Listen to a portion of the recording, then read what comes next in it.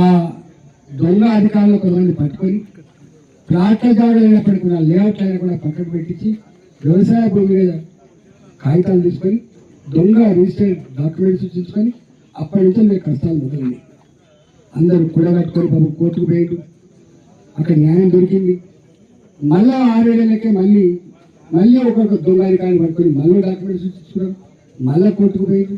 Court సంపూర్ణంగా ఇది వ్యవసాయ భూమి కాదని, ఇది బాజాప్తా ఏకశిలా నగర్ కాలనీ మాత్రమే అని చెప్పి, ఇది ప్లాట్లు మాత్రమే చెప్పి చెప్పినప్పటికి కూడా ఇవాళ రియల్ ఎస్టేట్ దొంగ వ్యాపారి గుండాలు పెట్టుకొని బెదిరింపులకు పాల్పడకుండా కంటి మీద కొట్టుకున్నట్టు చేసి ఇవాళ మళ్ళీ దండ వచ్చిన తర్వాత మళ్ళీ దొంగ కాగితాలు సూచించుకొని అప్పుడే 40 రకాలు సూచించుకున్నాడు, ఇప్పుడు 9 రకాలకి పరిమితమైంది.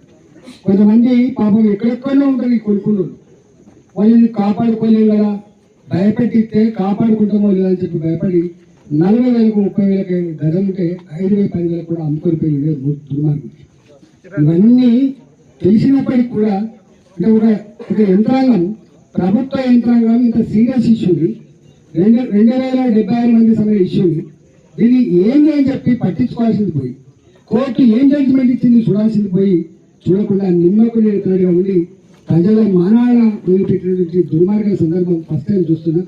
ఇవాళ నేను ఒకటే మీ అందరికి హామీ ఇచ్చిపోతున్నా, ఈ కాలనీ వాసులారా మీ మీద కనుక ఇలా చెయ్యి పడ్డా మీ కాలుకు మునిగిన భారతీయ జనతా పార్టీ కార్యకర్తలుగా నాయకులు మీ అంటే ఉంటాం. మీకు తెలవాలి,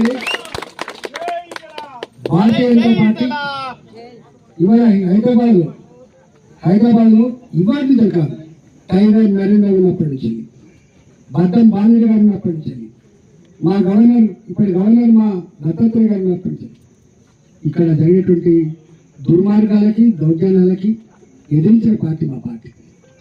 పేదవాళ్లకు గూడు ఉండాలని, ఇల్లు జాగ్రత్త కావాలని చెప్పి కొట్లాడిన పార్టీ. 100 కేసులు పెట్టినా ఎన్నిసార్లు జైలుకు పోయినా కూడా మొక్కవని ధైర్యంతో ప్రజలకు అండగా పార్టీ భారతీయ జనతా పార్టీ.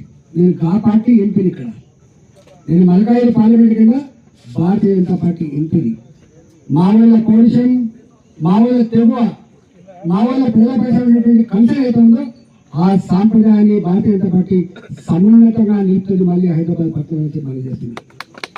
ఇవాళ నేను మర్యాద వస్తున్నాను, నేను ఒక జోలి బిడ్డలు కాదు, ఒకరిని మాకు కావాలంటే పర్యటన కూడా కాదు, మేము న్యాయం కావాలంటే. ఒకవేళ కలెక్టర్ ఆఫీస్ రెవెన్యూ డిపార్ట్మెంట్ న్యాయం చేయకపోతే నా ప్రజలకి